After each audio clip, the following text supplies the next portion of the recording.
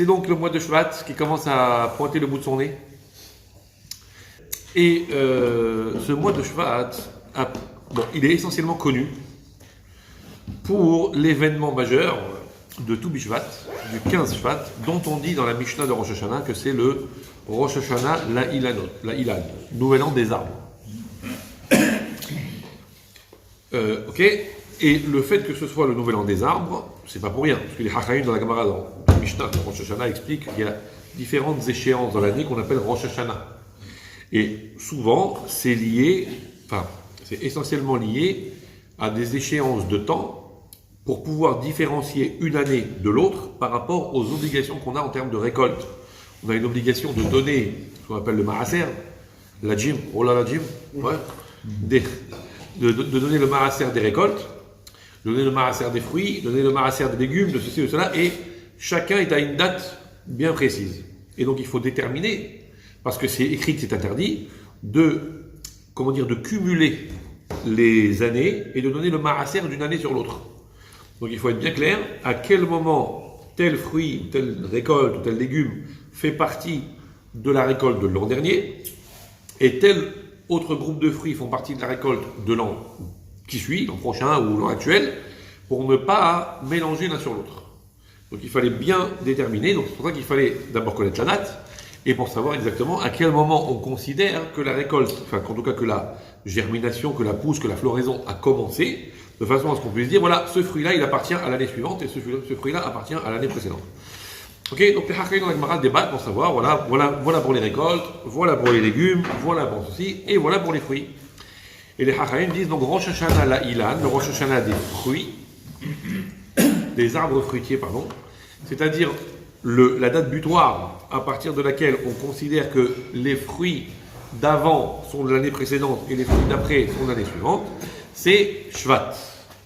D'après Bet Shammai, c'est Rosh Chodesh Shvat, comme le premier Shvat. Et d'après Bet Hillel, et c'est comme ça la halakha, c'est le 15 Shvat, donc le jour de tout Bishvat. Okay, c'est-à-dire que les fruits, comme ça explique les Chachamim, les fruits qui ont bourgeonné avant le 15 Shvat appartiennent à la saison d'avant, et les fruits qui auront bourgeonné après le 15 Shvat feront partie de la saison d'après. Okay, et donc quand on prélèvera le maaser des fruits, on regroupera pour prélever un dixième. Il faut d'abord avoir une somme totale. Et cette somme totale, elle doit être constituée des fruits de la récolte de la même année. Donc on réunira les fruits ensemble de telle année et les fruits ensemble de telle année et on prélèvera l'un sur l'autre. Prenons un exemple très simple. Imaginons que quelqu'un il a que 10 fruits, okay, mais 4 de l'année précédente et 6 de l'année suivante. Okay, et comme on sait que le maaser c'est un dixième, combien il va en apporter? Eh bien 0. Parce qu'il n'y en a que 4 de l'année d'avant et 6 de l'année d'après, donc dans aucune des deux récoltes, il y en a 10. Donc il ne peut pas donner.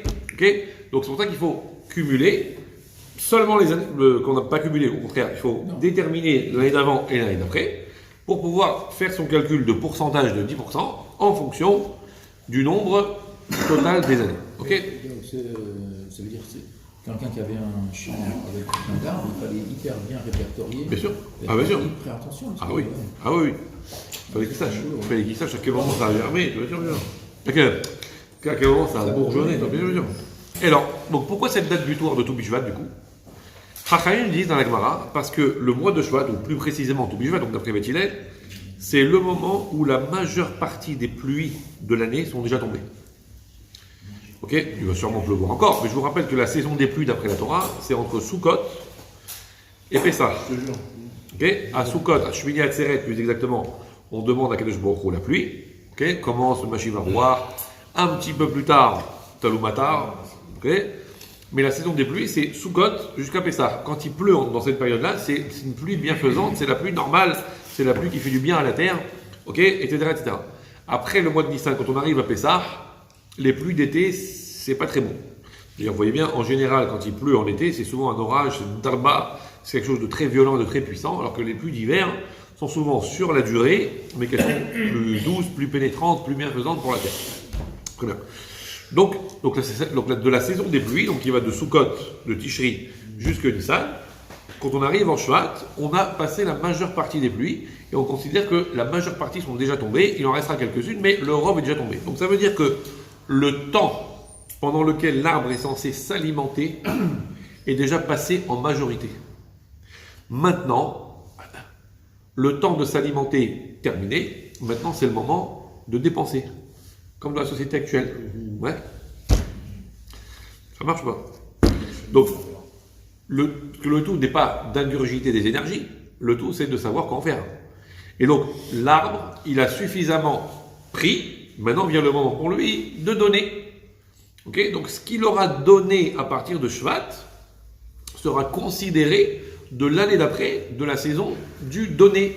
Alors que jusque-là, c'était encore la saison du prendre. Ça marche? Donc, c'est pour ça que c'est ça la barrière, on va dire, stratégique. Ça veut dire que le mois de Shvat, c'est le mois de la transition entre le moment où on est censé récupérer des choses et le moment où on est censé investir et dépenser des choses. On parle essentiellement spirituel, bien évidemment.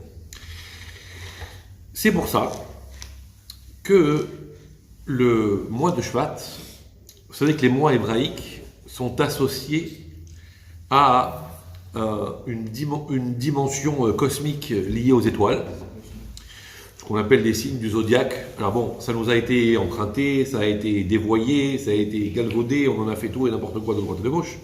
Mais à l'origine, ce sont des concepts qui sont évidemment thoraïques, kabbalistiques, qui sont rapportés dans des livres de Kabbalah, dans les Sefer Yetzirah, par exemple, on en parle.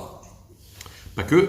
Donc chaque mois est associé à un système constellatoire, je sais pas si ça se dit, mais c'est pas grave. Okay. Et le mois, donc le signe du zodiaque qui est associé au mois de Shvat, c'est le délit. Rien à voir avec les crimes et délits que vous entendez à la radio. Hein. Le délit, c'est le saut, le verso. Délit, c'est un saut. S-E-A-U, hein. Ouais, S-O-T, s'abstenir, s'il vous plaît. Alors, donc, ok, le saut, c'est quelque chose que l'on remplit et que l'on verse. Ça marche? Donc, c'est le mois de Shvat, c'est le mois du verso. Verso. Donc, on remplit, on verse. Pareil, le mois de Shvat, jusque-là, les arbres se sont remplis. Vient maintenant pour eux le moment de déverser, de produire. Ok? Verso. T'as rempli, maintenant tu vides. Ok? Et donc, c'est pour ça que c'est le moment du renouvellement de la saison, comme ils chantent les enfants. Les oiseaux s'envolent et la nature se renouvelle. Donc, c'est parce que, effectivement, c'est le moment du renouveau. Ça y est, on n'est pas encore au printemps, mais en tout cas, ça commence à. Voilà, la germination du printemps commence à débarquer. Les nouveaux fruits arrivent. Donc, c'est le mois du Verseau. À part ça, on dit que c'est rapporté aussi dans le. Enfin, comment dire, le Béni Sahara, il ramène ça du Sefer Yetzirah, et il dit que chaque mois aussi est associé à une lettre de l'alphabet hébraïque. Et le mois de Shvat est associé à la lettre Tzadik. Tzadik. Oui. Ok? Vous savez comment on dessine un Tzadik? Prenez-moi comme modèle, non, je rigole. Non, comment on dessine un Tzadik? En fait, un Tzadik, ça se dessine avec un Noun un peu écrasé comme ça, un Noun qui penche un peu vers l'avant, et il a un Yud à l'arrière sur son dos. Ok? Ça marche ou pas? Comme un Noun. Vous voyez, un Noun, c'est comme un crochet comme ça. Sauf que là, le Noun, au lieu d'être un crochet normal, c'est un crochet un peu penché. Alors, pour vous, c'est dans ce sens. Ouais, pour ceux qui sont sur le côté, c'est dans ce sens. Bon, chacun son sens, quoi. Ok, donc c'est un Noun comme ça. Sauf que là, il est un peu écrasé, un peu penché vers l'avant, et il a un Yud sur le dos. C'est comme ça qu'on dessine un tzaddik. Ok? Et c'est pour ça que des commentateurs demandent pourquoi il a mérité de s'appeler tzaddik, celui-là. Quand même. Bon, après que chaque lettre soit associée, comme les Hachaïm de la Gemara, ils en parlent, le Aleph, ça représente telle dimension, tel mot, telle notion, telle valeur qui commence par Aleph, je sais pas moi. Et Mouna, le Bet, c'est Bracha, ce que vous voulez. Mais là, tzaddik, on n'a même pas besoin de dire ce que ça désigne. Il s'appelle carrément tzaddik. D'où il mérite celui-là? Et il dit parce que vous voyez bien que le tzaddik, il a un Yud sur son dos. C'est quoi Yud? Yud, c'est un Yehudi, c'est un juif. Ok? Elle est Yehud. Bon. Donc, le Yud, donc ça veut dire le tzaddik. Pourquoi il est tzaddik? Parce que c'est celui qui porte sur son dos un autre juif. C'est celui qui s'abaisse un peu, okay? qui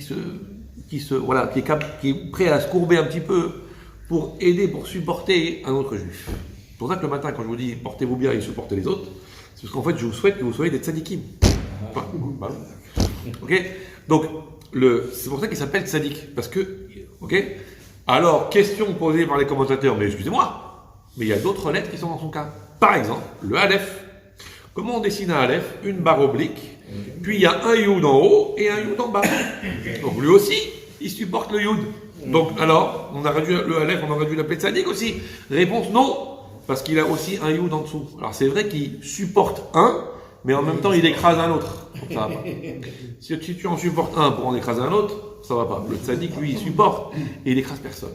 C'est ça Tzadik. Donc ça veut dire que le mois de Shvat, symbolisé par ce fameux tzaddik, le tzaddik c'est celui qui donne, c'est celui qui est capable de considérer l'importance de la cause qu'il défend et l'importance de la personne qu'il a en face de lui, au point de lui donner cette considération-là, de le porter sur ses épaules quand il en a besoin. Donc c'est Déli. En fait, il utilise son énergie, il utilise ses capacités, il utilise ses moyens pour les distribuer autour de lui, comme le verso, okay, comme l'arbre qui va donner des fruits.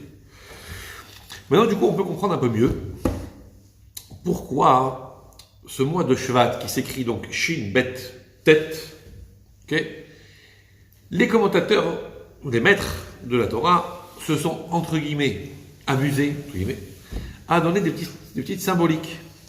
Et en général, on a l'habitude d'associer le mois de Shvat à l'expression Shenishma ou bien Shenit Baser Besorot Tovot.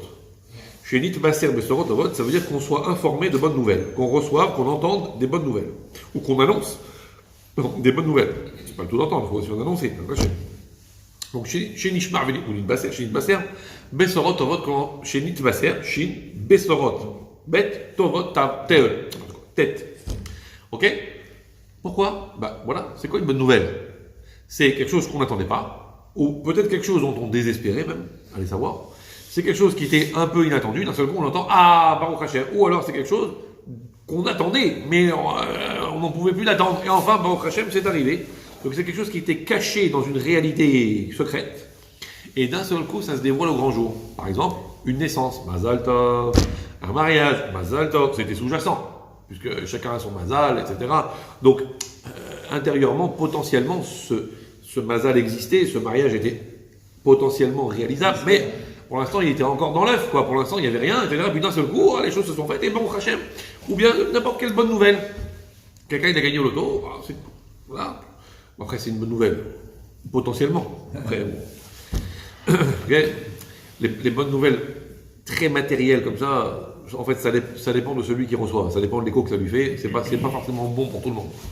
Mais ça n'empêche pas que, voilà, par exemple, il a quoi? Potentiellement, à Rosh Hashanah, Akadosh Baruch Hu avait décidé ceci, cela, puis d'un seul coup, ça éclot, ça apparaît au grand jour. Donc, chez Nishmar, Benit Basser, Besorot Tovot, qu'on entende des bonnes, parce que la bonne nouvelle, c'est ça. Ok? C'est l'idée de quelque chose qui va éclore, potentiellement exister, mais qui va enfin se réaliser. Comme le mois de Shvat.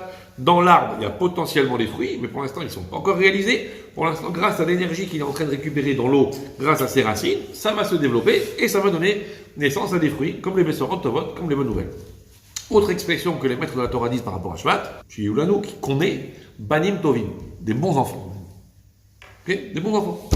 Bête, tête, Banim Tovim. Okay? Donc, qu'on est de bons enfants, des bons enfants. Pareil, comme c'est le mois de la production, de la floraison, le mois qui donne des fruits, et les fruits, c'est pas seulement les résultats du business, les fruits, c'est pas seulement la trace qu'on va laisser derrière soi sur la première page des magazines ou sur je ne sais quelle, sur la rubrique nécro, je sais pas quoi là. Ok, ce qu'on va laisser essentiellement, c'est des enfants qui vont poursuivre le chemin qu'on a essayé tout au moins de leur indiquer. Après que je vois aide, ben Hashem. Donc, c'est pareil la même chose, parce que comme c'est le mois de la production, le mois des fruits, le mois de la floraison, le mois du recommencement, alors on prie, c'est le moment de prier pour qu'Akadosh Baruch Hu nous donne de bons enfants, que nos enfants se développent comme il faut, qu'ils se réalisent comme il faut, qu'ils puissent Bezrat Hashem atteindre les sommets correspondant aux exigences d'Akadosh Baruch Hu. Ok, ça c'est ce mois. Maintenant, à quel prix? Et c'est là-dessus qu'on va s'arrêter encore quelques instants. À quel prix? C'est pas à quel prix, c'est... On demande à Akadosh Baruch Hu, on demande à Akadosh Baruch Hu, les bons enfants, que la nature se renouvelle, et que les fruits soient beaux, que le gazon soit vert, et que les oiseaux chantent, et que le ciel soit bleu. Bon, c'est raté, ça va venir, un de ces quatre, ça va venir, ouais, bon, etc. Mais, on a expliqué encore il n'y a pas si longtemps qu'on a fait un partenariat avec le bon Dieu. Il nous a dit, vous vous rappelez ce qu'on a dit? Il a dit à Moshe Rabbeinu, t'as vu la une là?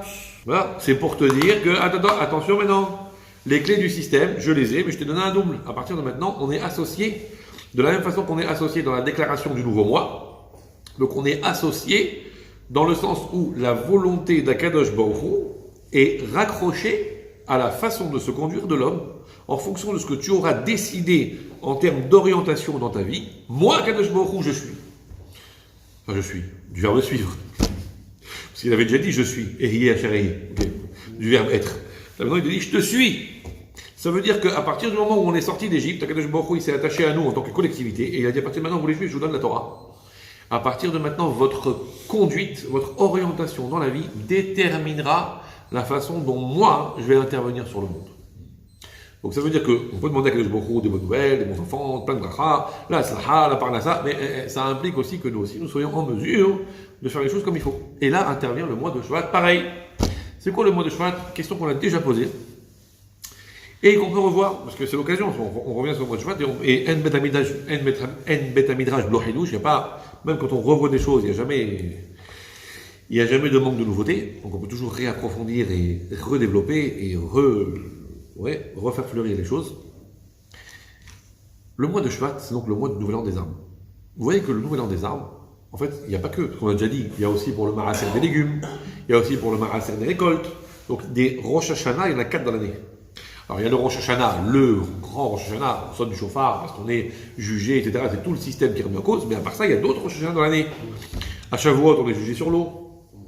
Okay. Au printemps, on est jugé sur la récolte, après ça. Okay. Donc, et ainsi de suite. Donc, on n'a pas fait tout un pataquès. Ouais, de Rosh Hashanah. Est-ce que, c'est vrai qu'il y a eu un usage comme ça de s'amuser avec l'eau symboliquement à Shavuot, mais est-ce que pour autant on en a fait tout un cérémonial, et vas-y que les kabbalistes ils te disent qu'il faut s'installer à table, comme à Tou Bishvat, on mange des fruits, et de telle et telle façon, et attention, et ça. On a fait toute une histoire du Rosh Hashanah Laïlanot, donc de Tou Bishvat, du Nouvel An des Arbres, ce qu'on n'a pas fait pour le reste. Vous comprenez? Comme si c'était quelque chose qui sortait de l'ordinaire. On en a fait toute une histoire. Pourquoi? Parce que l'arbre, en réalité, symbolise ce qu'on est. C'est un passage qui revient souvent lorsqu'on aborde Tou Bishvat, parce que c'est la base de beaucoup de choses.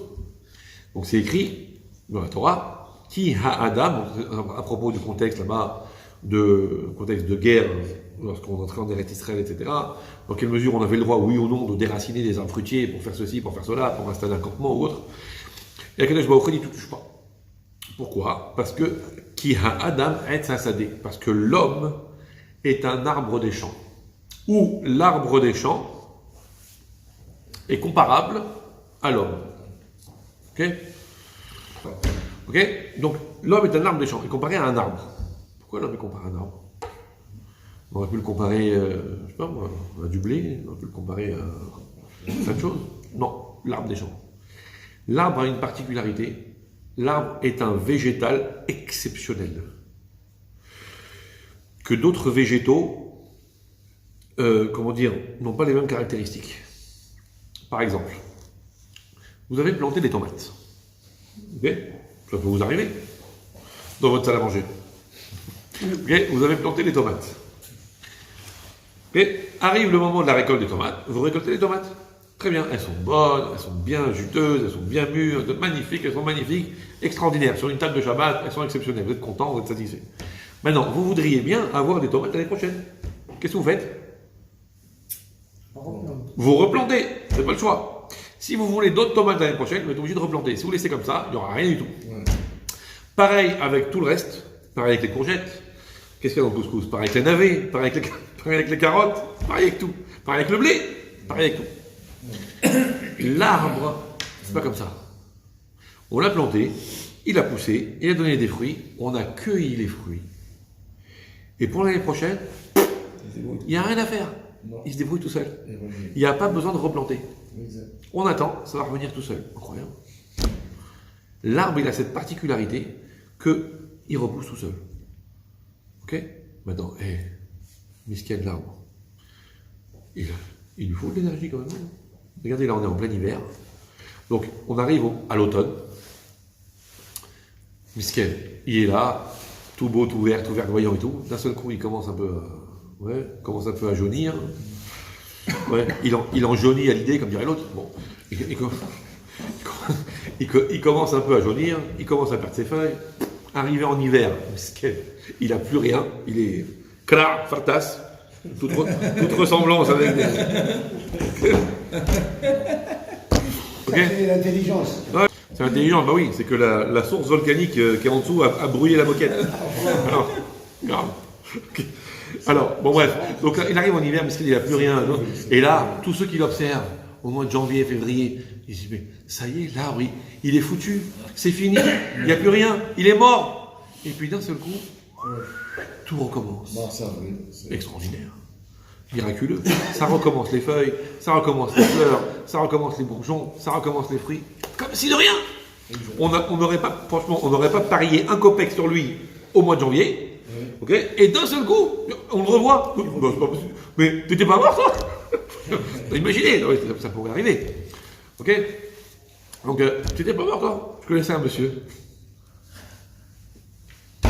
À partir de son anniversaire de 90 ans, il venait plus à la choule. Mais le type, c'était un pilier de synagogue. Hein. 90 ans, il venait plus à la choule. On lui disait, mais pourquoi tu fais plus à la choule? Il dit, parce que tous les gens qui vont me voir arriver à la choule, ils vont dire, mais t'es pas encore mort, toi? Ils vont foutre l'œil.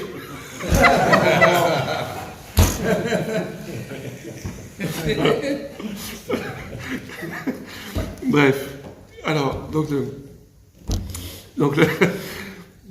vois là, c'est pas possible, on m'avait dit que tu étais mort et enterré. Non, pas du tout, je suis là. Extraordinaire. Comment ça marche? L'arbre, il a une force incroyable. Vous avez déjà vu, rappelez-vous. Il a une force incroyable qui est une force contre nature.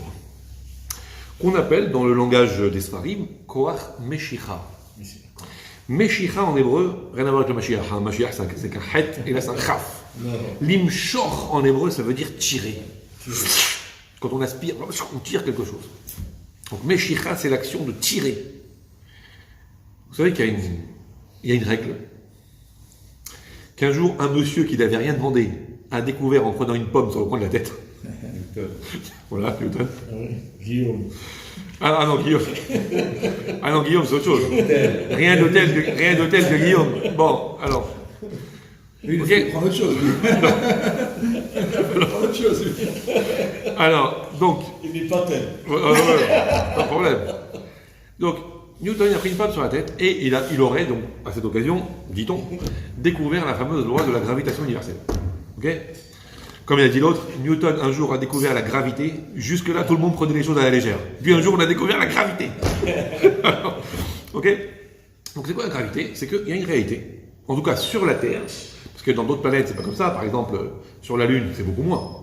Le taux, enfin le chiffre de la gravité est beaucoup moins. C'est pour ça que sur la Lune, on plane.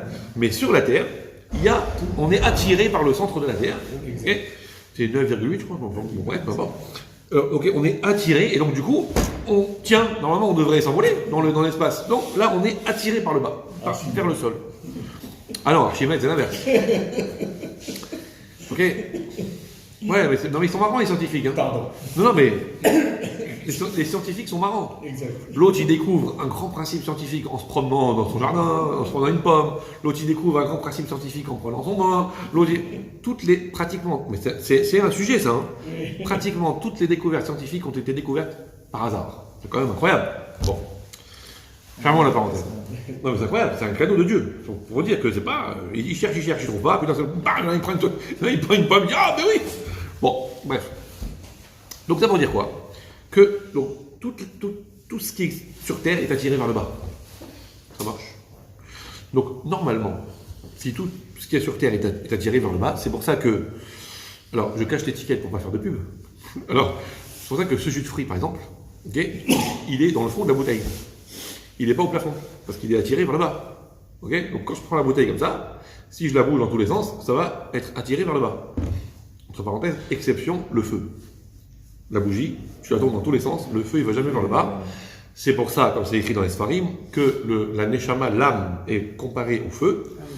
Okay, qui n'est Hachem Nishmat Adam, parce que de la même façon, la Neshama, elle a une aspiration à toujours vouloir retourner chez Hachem, et comme la source du feu est une source spirituelle qui se trouve en haut, donc du coup, le feu, il a une aspiration à retourner d'où il vient. Mais sinon, à part ça, tout a une aspiration à retourner vers la terre. Donc c'est attiré vers le bas. Donc l'arbre, Qu'est-ce qui fait que les fruits peuvent pousser? Il va chercher dans ses racines une énergie dans la terre, les oligo-éléments, les machins, les trucs, de l'eau, etc. Bon, ouais, toutes les richesses manganèse, je sais pas quoi, le zinc, tout ça. Bref. Ok, donc il va chercher tout ça et il amène de ses racines vers son tronc, puis vers son tronc, vers ses branches, et des branches vers les fruits, et ainsi de suite. Bon. Ok, maintenant regardez. Ça veut dire que si malgré tout ce qui lui passe sur la tête, l'automne, ok, où a priori tout est fait pour le faire craquer, l'hiver, etc., on se dit c'est pas possible, ça y est, c'est mort. Il revit quand même. Ça veut dire que tout ce qui coule dans ses veines, si j'ose dire, la sève de l'arbre, qui normalement, comme le jus de fruit, aurait dû être attiré vers le bas. Donc l'arbre, il développe une puissance incroyable qu'on appelle Koach Meshicha. Ça veut dire la capacité d'attraction, mais dans l'autre sens, vers la hauteur. Donc contre nature, parce que normalement ça aurait dû être attiré vers le bas. Donc contre nature, il se renforce. Contre nature, il va chercher une énergie incroyable pour amener vers le haut quelque chose qui normalement aurait dû descendre, pour résister, pour tenir bon face à l'adversité, face à l'hiver, face aux épreuves, face au froid, face aux galères, face aux difficultés. Tiens bon jusqu'à la prochaine période estivale où il va fleurir. Il dit ça y est, je suis tranquille. Comme Yarakov avait nous, voyez chez Yarakov, c'est l'été, il fait beau, les oiseaux chantent, c'est bon. J'ai tenu la saison. Maintenant, laissez-moi tranquille. Et qu'est-ce qui se passe? L'année d'après, Wadol Passouk, l'automne qui revient, et l'hiver, et l'épreuve, et lui qui se renforce, et qui tient, et qui tient. Ça, c'est l'homme. C'est le symbole du juif, qui justement doit avoir cette dimension contre nature de trouver les moyens de lutter contre certaines formes d'adversité. On pourrait se dire, ne vous laissez pas abattre pour un arbre. C'est pas mal comme jeu de mots, hein? Mais justement, là, l'homme est un arbre des champs parce qu'il ne doit jamais se laisser abattre en disant mais ça y est, c'est la fin de saison, ça y est, je suis foutu. Jamais il n'y a pas foutu. Ça n'existe pas foutu. Même quelqu'un qui a passé l'automne, qui a passé l'hiver et qui se dit ça y est, je suis décharné, j'ai plus rien, c'est fini pour moi, j'ai plus la force. Il n'y a pas j'ai plus la force. Comme disent certains enseignants dans certaines classes, qu'on peut féliciter au passage, interdit dans la classe de dire je suis nul. On a juste le droit de dire j'ai besoin d'aide. Vous comprenez? J'ai pas la force. Ok, t'as besoin d'un coup de main, je te pousse. T'as besoin d'un peu d'engrais, je te mets de l'engrais. T'as besoin d'un peu d'énergie, t'as besoin d'un peu de chaleur, je fais un peu de chaleur, ce que tu veux. Mais j'y arrive pas. Non. Ça, c'est faux. Ça, c'est la force de l'arbre. C'est pour ça qu'on le célèbre, parce que justement, c'est celui qui nous sert de modèle pour dire qu'il y aura toujours des fruits à donner. Aujourd'hui, c'est un peu difficile. Aujourd'hui, ça se prête pas bien, mais c'est pas grave. Tiens bon, accroche-toi et tu verras de nouveau, il y aura un moment où il y aura des fruits à donner de nouveau. Il y aura de l'énergie à dépenser. Il y aura des belles choses à faire. Chénit Basser Besorotovot. Il y aura des bonnes nouvelles à annoncer. Vous voyez qu'on est des Banim Tovim. Il y aura des nouveaux fruits à investir. Il y aura des belles choses à faire. Toujours. Ça n'existe pas quelqu'un qui peut dire, ça y est, l'adversité a eu raison de moi. On a perdu le bras de fer. Le mois de Shvat, il est là pour nous enseigner ça.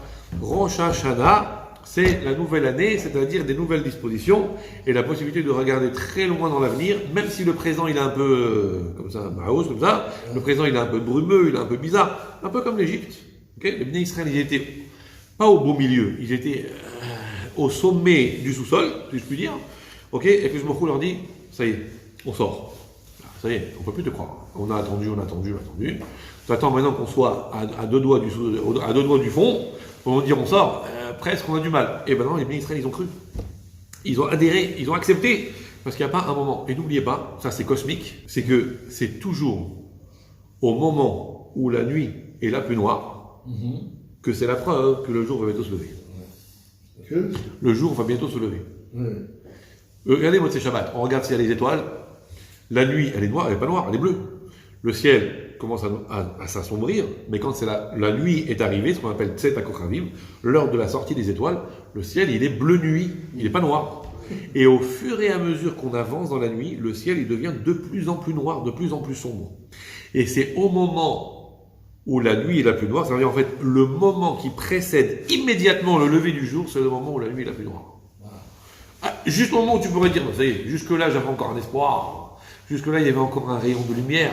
Jusque-là, il y avait encore quelque chose. Là, il n'y a rien du tout. C'est fini. Là, c'est justement là qu'on est en train de te dire, comme quelque chose il a dit à mon cher Rabbeinu.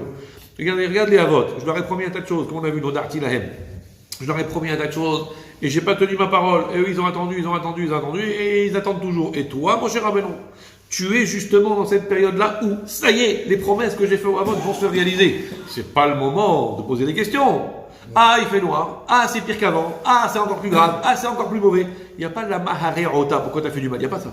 Parce que c'est justement maintenant que les choses vont repousser et vont revenir à la surface. Ça, c'est la force du mois de Shvat. Alors, il attend que justement on soit comme des arbres fruitiers et que malgré la difficulté parfois, eh ben, on soit capable, même si on veut nous faire baisser la tête de désespoir, nous, on regarde devant et Akadosh Baruch Hu, B'ezrat Hashem, Shinit Baser Besorot Avot, nous annoncera et nous permettra d'annoncer les bonnes nouvelles. B'ezrat Hashem. Amen.